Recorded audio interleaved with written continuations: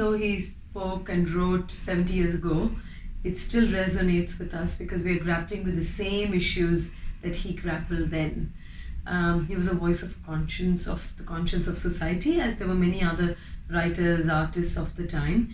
But what set him apart was also his compulsion to tell the truth as is, and the courage that he came with. Because, sometimes you cow down. He had 6 trials on him for various stories, but just nothing deterred him from his will to tell the truth. And I think that's something very powerful in times where many of us are, cutting corners, taking shortcuts, cowing down, don't have the strength or the courage to follow through our convictions. So I think he's inspired me a great deal, and I think many others.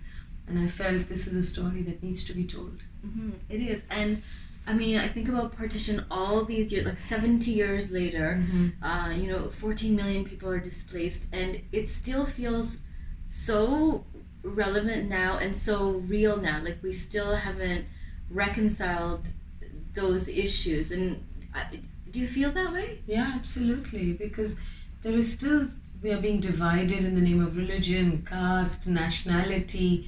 There is a sense of them and us constantly. We're being polarized, and and he's trying to invoke that sense of humanity. He's trying to say that these are trivial things. Don't get lost in them. What is his greater truth? It's about, the worst of people can be redeemed, and the best of us have shadows. Mm-hmm. So don't get into this binary good and bad, and just be more humane. And that's something the world needs today for sure. What I love about you is you touch upon so many socially conscious things. So even something that stood out to me in the movie was that scene, the casting scene, and there was the fair skin and the dark skin, and they said, yeah, I slipped that in. The dark one is attractive, but we'll take the fair one. Right. So you got that. I caught it for sure. I was writing in the dark. I made note exactly what was said. Well, I'm making it. It's bound to have a certain subjectivity, my own perspective. In fact, sometimes I forget what Manto said and what I have slipped in my script.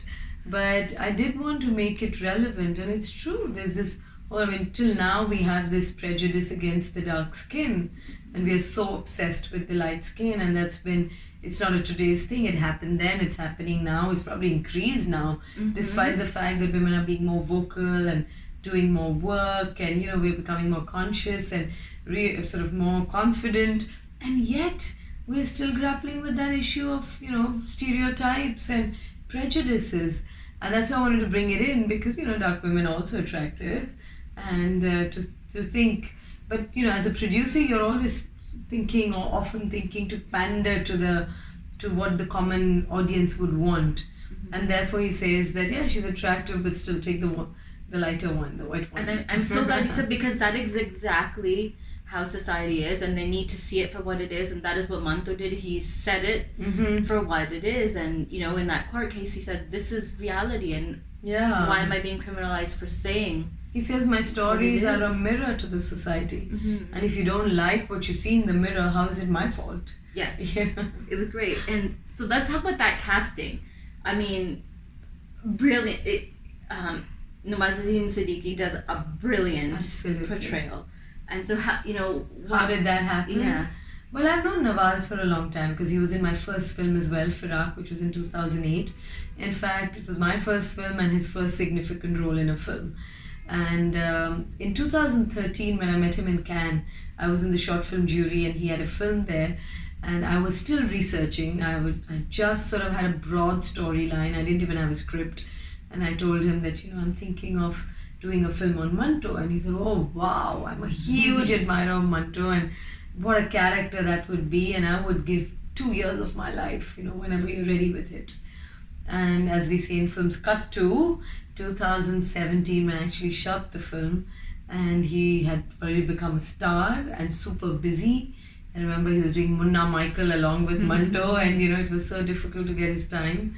But he's such an authentic actor, and he brings so much truth to it. And I had done all the research, and he didn't have the time, and I guess he didn't need to do too much of research, but he just had to bring in his great talent that he has and his beautiful eyes that has such a lived life kind of a feeling. You get lost. Even, you know, I finished watching Sacred Games and you forget that it's him, and you just, I mean, that's a sign of a great actor. He melts with the character, and that's the kind of person I wanted. That's the kind of actor I wanted.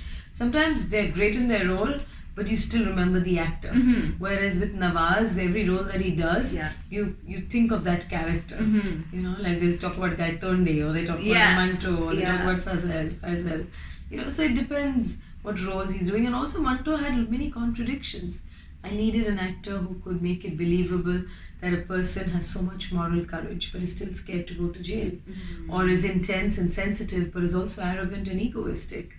You know, so there are lots of contradictions that are not easy to show in a 112-minute film. I mean, that's why you end up doing more black or white characters, and to truly explore grey areas with sort of credibility, and yet to like that kind of a person and still feel that they're inspirational characters is not an easy feat. And I think Nawaz does it beautifully.